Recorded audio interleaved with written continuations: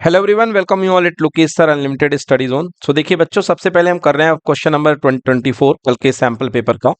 Question क्या कह रहा है? For what value of P the following pair of linear equation has infinitely many solutions. और आपको दो कंडीशन दी गई है बच्चों। तो यहाँ पे आप जानते हैं कि a1/a2 equal to b1/b2 equal to c1/c2 करेंगे तो ये स्ट्रक्चर आपकी बन जाएगी। बेटा यहाँ तक तो कोई दिक्कत नहीं ना? यहाँ बन गया। अब आपको देखिए क्या करना है, आपको एटलीस्ट एक बार में दो दो को लेना है, फिर अगली बार में दो को लेना है। क्यों? क्योंकि सेटिस्फाइड बेटा दोनों कंडीशन होनी चाहिए, ये भी होना चाहिए और ये भी। तो पहले आप ये वाला पार्ट उठा लीजिए, ओके, या बाद वाले को उठा लो, चलो कोई बात नहीं, जिसको उठाना उठा लो। पहले मैं बाद वाले को उठा लो क्योंकि ये थोड़ा इजी है। तो मैं लेता हूं taking 3/p equal to p/12, ये ले लिया। तो क्रॉस मल्टीप्लाई कर दिया तो बेटा p इंटू पी हो गया p² and 3 into 12 equal to कितना हो गया 36। सो p इक्वल टू हो गया बेटा √36, दैट विल गिव यू +-6। तो p की वैल्यू बेटा यहाँ पे आ गई आपकी कितनी, +-6। तो p के दो वैल्यूज आ गए आपके पास में, एक आ गया p इक्वल टू 6 और दूसरा आ गया p इक्वल टू -6। यस,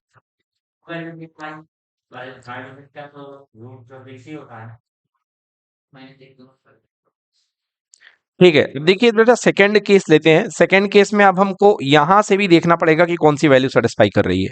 तो यहां पर हमने लिखा p-3/p इक्वल टू 3/p, ठीक है। तो क्रॉस मल्टीप्लाई कर दीजिए तो p into p-3 equals to p into 3p हो गया, ये क्लियर।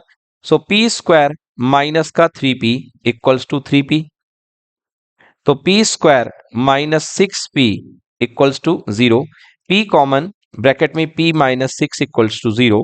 सो यहां से देखिए p इक्वल टू 0 आ रहा है और p इक्वल टू 6 आ रहा है। देखिए दोनों ही कंडीशन में कौन सी वैल्यू कॉमन है? p इक्वल टू 6 यहां पे भी है, p इक्वल टू 6 यहां भी है। तो ये दोनों ही पार्ट इस चीज पे राजी हो रहे हैं। तो करेक्ट आंसर बनेगा p इक्वल टू 6 के लिए पेयर ऑफ लीनियर इक्वेशन है having infinitely many solution. Note बच्चों, देखिए next question. In figure PQ is parallel to MN, okay, and KP upon PM, KP upon PM equal to 4:13। बेटा ये देखिए यहाँ पे 4 हिस्से हैं और यहाँ पे इसके 13 हिस्से हैं, ये सेंटीमीटर नहीं है। And KN is equals to 20.4। Find the value of KQ। बेटा आपको वैल्यू ऑफ KQ निकालनी है। ओके, तो बच्चों यहाँ पर आपको ये लेंथ दी गई है, ठीक है।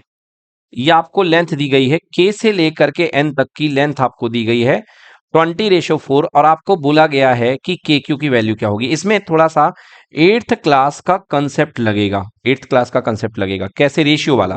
8th क्लास में एक चैप्टर था रेशियो एंड प्रोपोर्शन। तो आपको यहाँ पे बाई बीपीटी आप जानते हैं कि KP upon PM is equals to KQ upon QN, ठीक है।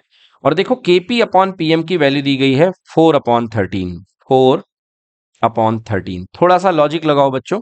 मतलब ये लेंथ है, इसमें यहाँ पे इसके 4 पार्ट हैं और ये लेंथ है, इसके यहाँ पे 13 पार्ट हैं। मतलब ये जो टोटल लेंथ है इसके कितने पार्ट में बांटा गया? इसको 17 पार्ट में। कितने पार्ट में बांटा गया होगा? 17 पार्ट में, क्योंकि ये रेशियो है। तो 4 पार्ट का रेशियो, 13 पार्ट का रेशियो, तो यहां पे बन गया 4/13। और KN आपको ऑल टोटल दिया गया है 20.4। अब आपको बोल रहा है कि K से लेके Q क्या होगा। देखो कैसे निकालते हैं। सो KQ इक्वल्स टू KQ कितना होगा? तो KQ का रेशियो कितना है? 4/13। यदि आपने रेशियो पढ़ा है तो आपको याद होगा KQ कितने हिस्से का है? 4 हिस्से का है। आउट ऑफ टोटल हिस्से कितने हैं? 17। बेटा यहां देख लो, KQ कितने का हिस्से का है? 4 हिस्से का है। आउट ऑफ टोटल हिस्से कितने हैं? 17 हिस्से, मल्टीप्लाइड बाई 17 हिस्से की टोटल लेंथ कितनी है बेटा? 20.4। तो ये आपका आंसर बन जाएगा KQ का बेटा। तो ये कितना हो जाएगा? 80.8 डिवाइड बाई 17। थोड़ा इसको हम सॉल्व कर देते हैं, गलत कर रहे हैं हम। 4 इंटू 20.4 कैलकुलेटर से यूज कर लेते हैं। 4 मल्टीप्लाइड बाई 20.4 इक्वल्स टू कितना आया? 81.6। ऊपर आ गया 81.6 और नीचे आएगा 17। 81.6 अपॉन 17, 81.6 अपॉन 17। ये देखिए यहीं पर आ रहा है, आंसर आ गया 4.8। समझ में आया आपको क्या किया मैंने? जैसे मैंने ये कहा कि आपके पास टोटल लेंथ कितनी थी, टोटल लेंथ 20.4 थी, तो टोटल लेंथ 20.4, और अगर कोई इसको ए रेशियो बी में तोड़ रहा है, तो अगर आपको बोला जाए कि ऊपर वाले हिस्से की लेंथ कितनी होगी, तो अगर आपको L1 चाहिए है ऊपर वाला हिस्सा, तो equal to total length multiplied by ऊपर वाले का रेशियो कितना है, ए है, और नीचे वाले को रेशियो कितना है, ए प्लस बी। ऐसा आपने पढ़ा होगा क्लास 8th में, ठीक है ना, ऐसा आपने पढ़ा होगा क्लास 8th में, ठीक है। तो ए अपॉन ए प्लस बी, जैसे फॉर एग्जाम्पल ऐसे समझ सकते हो कि आपके घर में यदि मान लो कोई लेंथ है 10 मीटर है, ओके, और आपको और आपके भाई को इसको आपको बांटना है कितने में, 8:6 में, 8 आप इसको मान लो 8:12 में बांटना है। तो कुछ हिस्सा आपके पास जा रहा है और कुछ हिस्सा आपके भाई के पास में जा रहा है। जो आपके पास में जा रहा है वो हिस्सा L1 है, और जो आपके पास भाई के पास में जा रहा है वो हिस्सा L2 है लेंथ का। अब L1 के हाथ में कितना आएगा, तो L1 के हाथ में कितना आएगा, टोटल लेंथ कितनी है बेटा 10 मीटर, इनटू आपके पास में कितना रेशियो है, 8 रेशियो। नीचे भाई मत रख देना, नीचे दोनों का टोटल रखना, तो 12 और 8 कितना हो गया बेटा 20। तो देखिए यहाँ पे ये कितना हो गया, 10 मीटर बटे 20 यानी कि 2, और 2 से कट गया कितना 4, मतलब बेटा आपके हाथ में जाएगा 4 मीटर और दूसरे वाले भाई के हाथ में जाएगा 6 मीटर। क्लियर हुआ कि नहीं हुआ? तो इस तरीके से यहाँ पे क्वेश्चन करा गया, नोट कर लीजिए। देखिए बच्चों, क्वेश्चन नंबर 31, बहुत बच्चों ने कहा कि ये दिक्कत कर रहा है। Find the zeros of the polynomial x square plus 1/6x - 2 and verify the relationship. यार यहीं पर मैं इसको कर देता हूं, ज्यादा क्या दिक्कत है। तो एक्स स्क्वायर प्लस x/6, तो सबसे पहले पॉलिनोमियल को लिख लो भाई साहब। तो px आपके पास में है एक्स स्क्वायर प्लस x/6 - 2, ये आपके पास में पॉलिनोमियल है। तो px इक्वल्स टू ये हो जाएगा 6x² प्लस x - 12 अपॉन 6, ये आपके पास में पॉलिनोमियल हो गया। अब कह रहा है कि भाई साहब इसके जीरोस फाइंड करो और रिलेशनशिप वेरीफाई करो, ठीक है ना, आपको जीरोस फाइंड करना है और रिलेशनशिप इसको वेरीफाई करना है। बेटा इसको फ्लैप कर दे वेदांत, बेटा इसको नीचे कर दे बेटा,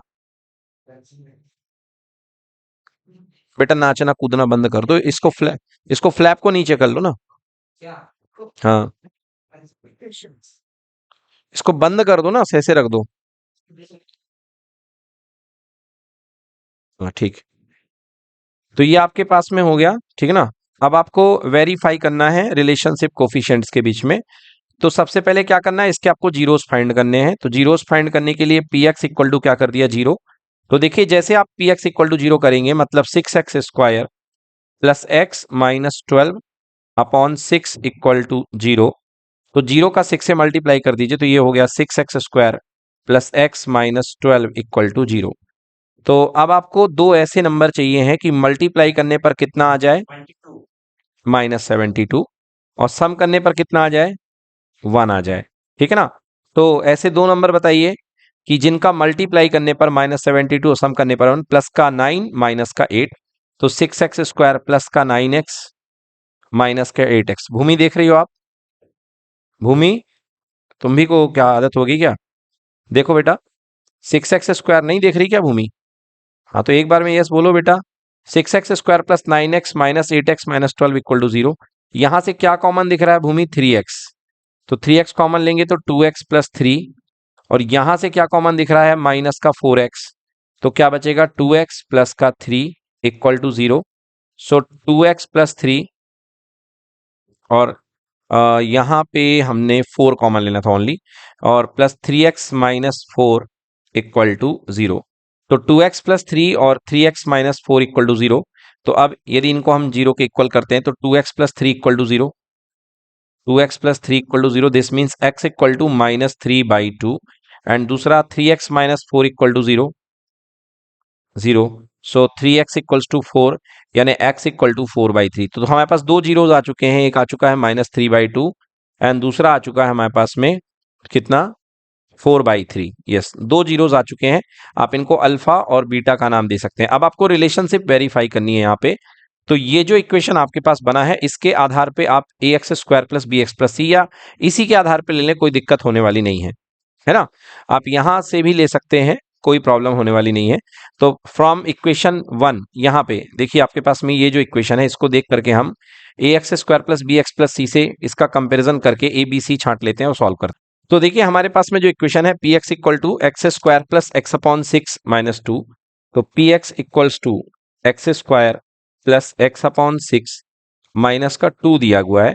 यदि हम इसको कंपेयर करते हैं on compare this relation with standard equation a x square plus b x plus c से यदि हम इसको कंपेयर करें तो बेटा ए की वैल्यू यहाँ पे 1 है, बी की वैल्यू 1/6 है और सी की वैल्यू कितनी है माइनस का 2 है। तो यहाँ पे ए बी सी की वैल्यू आपके पास में आ चुकी है। नाउ अब आपके पास में alpha plus beta relationship verify करनी है, वेरिफिकेशन ऑफ रिलेशनशिप। तो यहाँ पे हम लिखेंगे रिलेशनशिप। तो रिलेशनशिप में सबसे पहले alpha plus beta equals to होना चाहिए माइनस बी अपॉन ए। तो अल्फा आपके पास में कितना आया है देखिए यहाँ पे हमने सॉल्व किया, alpha equals to -3/2 and beta is equals to 4/3। तो -3/2 प्लस 4/3 ये आना चाहिए माइनस बी अपॉन ए। तो माइनस का बी कितना है 1/6 अपॉन ए कितना है 1। ठीक है, तो यहाँ पे देखिए एलसीएम ले लीजिए, 3 और 2 का एलसीएम 6 आएगा। यहाँ पे देखिए 3 3 जा 9, तो ये माइनस का 9 और प्लस 2 4 जा 8, this is equals to -1/6 and again it is equals to -1/6 equal to -1/6 and this is verified. तो कुछ भी नहीं था, सीधा सीधा क्वेश्चन था फर्स्ट पार्ट। सेकेंड पार्ट करते हैं प्रोडक्ट ऑफ जीरोस, ये था sum of zeros and second relationship जो वेरीफाई करेंगे that is equals to our product of zeros. ठीक है,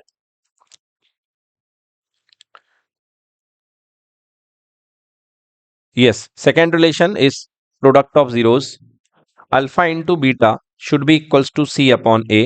तो अल्फा की वैल्यू -3/2 एंड बीटा की वैल्यू प्लस का 4/3 equals to c by a. What is c here -2